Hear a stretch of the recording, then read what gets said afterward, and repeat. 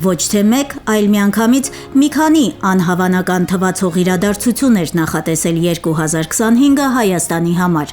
Առաջինի եւ ամենակարևորի մասին, որը հանրությունը տասնամյակներ շարունակ ցանկանում էր լսել, վարչապետ Փաշինյանը բարձրաձայնեց 2025-ի օգոստոսին։ Խաղաղությունը հաստատված է եւ մեր խնդիրն է հոգ եւ խնամք տանել նրա մասին։ Ներհայաստանյան կյանքում պարզվեց խաղաղության մասին պատկերացումները տրամագծորեն տարբեր են։ Իշխանությունն այն համարեց իր ամենամեծ ձեռքբերումը, ընդդիմությունը կասկածի տակ դրեց դրա բովանդակությունն ու այն ճանապարհը, որով խաղաղությունն իրողություն դարձավ։ Նույն ընթացքում Հայաստանի եւ Ադրբեջանի միջև փաստաթղթի նախաստորագրումը Նոբելյան մրցանակ ստանալու ակնկալիք ձևավորեց։ Միացյալ Նահանգների նախագահ Դոնալդ Թրամփին ճիշտ է, մրցանակը չհասավ, բայց խաղաղության պայմանագրի նախաստորագրված դրույթները իրական եւ շոշափելի փաստաթղթի տեսքով արդեն կողմերի ձեռքին են։ Լուրջ եւ կարևոր գործընթացն առանց զավեշտալի դրվագների չանցավ, ինչպես ասում են, ոչ միայն խաղաղության, այլև դրան ուղեկցող տրամադրության հովանավորը նախագահ Թրամփն էր։ Նա կամ շփոթում էր իր իսկ ջանքերով ու միջնորդությամբ հաստատված խաղաղության աշխարհագրությունը,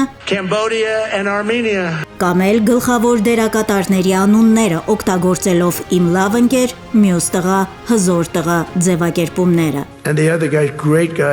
2025-ի սկզբին շատերը չէին պատկերացնի, որ 2025-ի ավարտին արդեն խաղաղության օրակարգը աստիճանաբար կբացի նաև ճանապարհները։ Տարվա ավարտին մի քանի գնացք Հայաստան մտավ Ադրբեջանի տարածքով ընդհանուր առմամբ մոտ 8 տասնյակ վագոն, որոնք Ռուսաստանից եւ Ղազախստանից բերեցին ցորեն, իսկ Ադրբեջանից նավթամթերք։ Ադրբեջանից ոչ միայն գնացքներ եկան Հայաստան, այլև պատվիրակություններ։ Այցերը փոխադարձ էին։ Տարվա ընթացքում ադրբեջանցի փորձագետները Երևան, իսկ հայ փորձագետները Բաքու այցելեցին։ Մինչև դրանք իրողություն կդառնային, ազգային ժողովի նախագահ Ալեն Սիմոնյանը հանրությանն արդեն հորդորել էր պատրաստվել փոխադարձ շփումներին։ Ուրեմն պատրաստ եղեք, հարգելի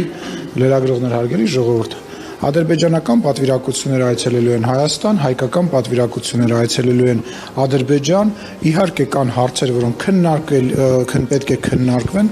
Տարվա ծանրակշիռ իրադարձություններից մեկն էլ Հայաստան-Եվրամիություն գործընկերության ռազմավարական նոր օրակարգի հաստատումն էր։ Մինչև Բրյուսելում ռազմավարական նոր փաստաթղթի ստորագրումը Հայաստանի խորհրդարանն արդեն քննարկել ու ընդունել էր Եվրամիությանը Հայաստանի Հանրապետության անդամակցության գործընթացի մեկնարկի մասին նախագիծը։ Ձեր ամեն խոսքից, ամեն ելույթից հետո ես սպասում եմ, որ դուք այս բաժակը վերցնելու եք եւ ասելու եք. «Կեցե Եվրոպական միությունը»։ Մի փոքրիկ ակնարկ, նաեւ պետք է ճիշտ կենաց խմել իմանալ։ Կենացների թեման շարունակեմ, այդ կենաց խմելուց նաեւ կարեւոր է ինչ օղ է օգտագործում, որ հաջորդ օրը գլուխը չցավի օրին։ Ոչ մի բան չեք ուզում անդրադառնալ, բայց ուզում են գնանք Եվրոպա։ Հատեք, ես էլ իդեպ Մոնիկա Բելուչի նկատմամբ անտարբեր չեմ։ Ինչա նախաձեռնություն սկսենք, ստորագրահավաք անենք, մտցնենք։ Համանական վերջացել է, բայց շարունակեք, եթե անկեղ ինչ առաջարկներ կա։ 2025-ը սակայն խորհրդարանում աղմկոտ էր ոչ այնքան կատակների, որքան քաղաքական սուր բանավեճերի առումով։ Դրանք 1-2 անգամ ձեռնամարտի վերածվեցին, իսկ ընդհանրապես տարվա ընթացքում падգամավորները վիճաբանում էին անընդհատ, մեծ ջանասիրությամբ, տարբեր առիթներով եւ առանց առիթի։ Երբ որ Իրան դուրս շպրտեմ այնտեղից, բարձր անստած շատ ցավոտ արնել։ Պարոն Լևոն Քոչարյան, չափերը ճանաչեք։ Այդ տղան էլ ես դու, չափերը էլ դու ճանաչի, ալա այդ տղա։ Հանգիստ։ Հանգիստ։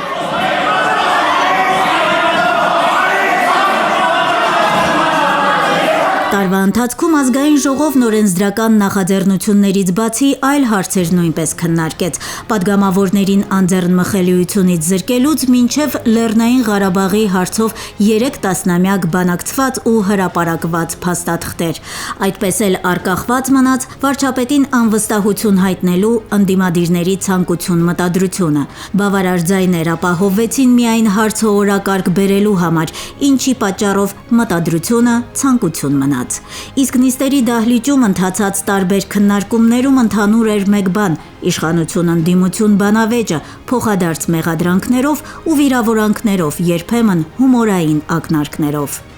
Մի հատ ելույթ ունեմ, չգիտեմ, երեխաների մոտ չեմ ուզում տպավորությունը փչացնեմ։ Դե դուք ձեր մեջ ներքին վեճ ունեք, դաշնակցականներով Հայաստան դաշինքի մնացած անդամներն պլեն են ընկել այս խոսակցության։ Ուրեմն մի քպականի մեջ չարք է մտնում, էկզորցիստները գալիս են, դուրը ծեծում են, ասում են եկել ենք ձեր մեջից չարքը հանենք։ Քպական ասում է, ես ձեզ չեմ կանչել, չարքը ներսից գոռում է, փրկեք, ես եմ կանչել, ինձ հանենք։ Տումից եք եկել, ինչ եք բողոքում։ Այսինքն ճիշտ եք անում, մենք ենք բողոքում, դուք եք բողոքում։ Ձեր մասին գրում եք, որ դուք օտարերկրյա շպիոններ եք։ Ինչ գործ ունեք, դուք ես դահլիճում ընդհանրապես նստած։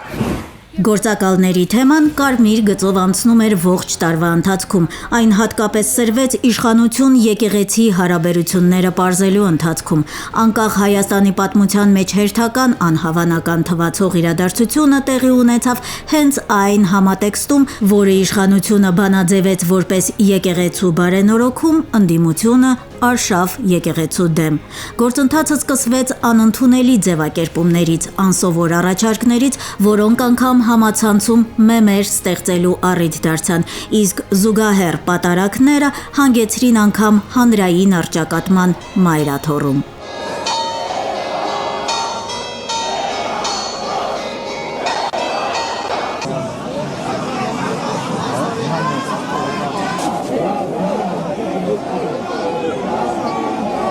Տեղական ինքնակառավարման մարմիններում նույնպես տարին հանգիստ չէր, սպանվեց Փարաքարի համայնքապետը, թույլ տված չարաշահումների պատճառով զբաղեցրած պաշտոնին հրաժեշտ տվեց Էջմիածնի իշխանական թևը ներկայացնող քաղաքապետը, իսկ Հայաստանի երկրորդ խոշոր քաղաքի Գյումրիի ընդդիմադիր քաղաքապետը կաշառքի գործով հայտնվեց մեկուսարանում, անգամ դատական նիստերին Վարդան Ղուկասյանը հավատարիմ էր իր ոճին։ Որ մեղադրյալ Վարդան Ղուկասյանի նկատմամբ որպես խաղաղ միջոց կիրառված քաղաքի ժամկետը երկարաձգել։ Եվ կարծում եմ այդ ժամկետը պետք է երկարաձգվի 3 ամիս ժամանակով։ Ինչու՞։ Քիչ է։ Ոչինչ։ Ինչու՞։ Մեղադրյալ ոտքի կաննեք։ Ես չեմ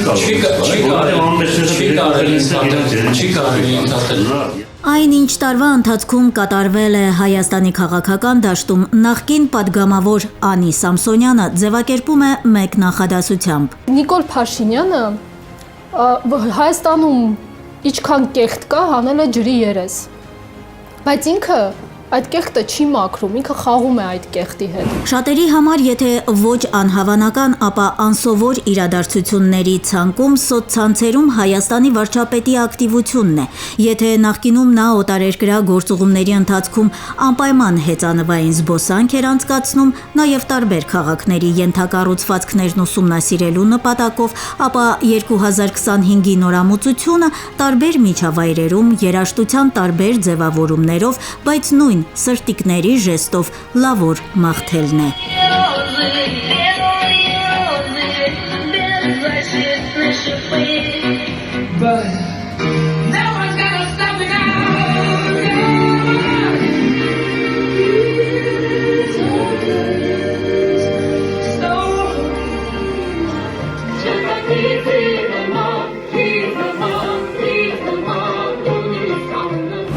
Ներքաղաքական թեժ պայքարի ֆոնին իշխող քաղաքական ուժը տարեվերջին հանդես եկավ նոր նախաձեռնությամբ, կուսակցության համար սահմանելով էթիկայի կանոնագիրք և հայտարարելով, որ քաղաքական բանավեճն այսուհետև բարևարքության սահմաններից դուրս չի գալու։ Սրան զուգահեռ ազգային ժողովի նախագահը նաև նախազգուշացրեց. Այո, մենք ընդունել ենք էթիկայի կանոնագիրք, բայց